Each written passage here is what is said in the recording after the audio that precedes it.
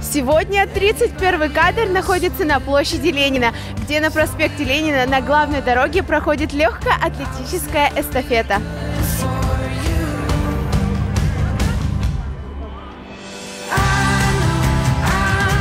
Мы знаем, что вы патриот этой эстафеты. Что вы можете рассказать?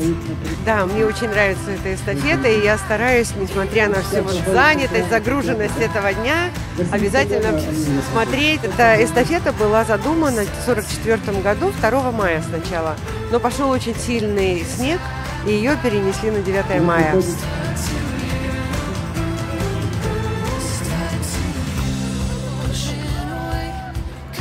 Что ты чувствовал, когда они бежали? Гордость. Гордость. А что ты можешь пожелать 31-й школе? Удачи, успеха, совершения задач.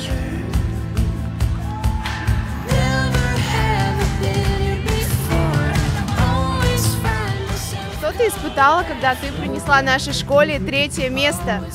Наверное, сначала было страшно очень, а потом уже радость, то, что победила. Очень рада, что много школ выставляется, что все участвуют, также стараются участвовать. Особенно крупные школы, конечно. Всегда у нас в лидерах была 33-я школа, 14-я, 31-я школа. А сейчас мы с вами подойдем к команде 31-й школы, которая сегодня заняла 3-е место.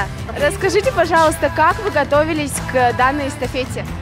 Мы с сентября месяца начали делать отбор детей наиболее подготовленные и уже знали свои этапы. Какая стратегия была применена в данной эстафете? Стратегия была в том, что мы до 9-го этапа должны были сделать отрыв и держать этот отрыв. Пару лет назад я тоже бегала на данной эстафете, и мой самый большой страх – это было уронить палочку. А что чувствовали наши участники? Давайте узнаем.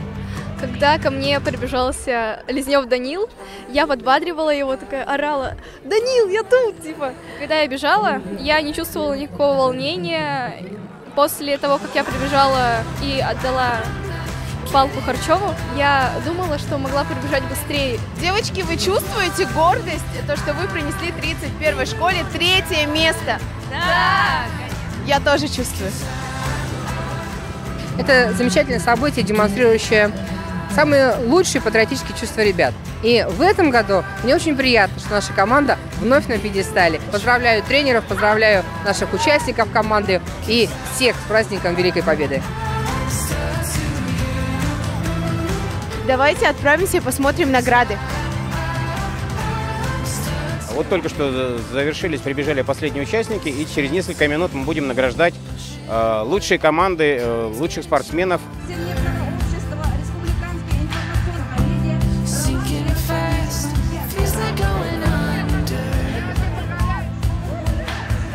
Ну вот и подошла к концу эстафета.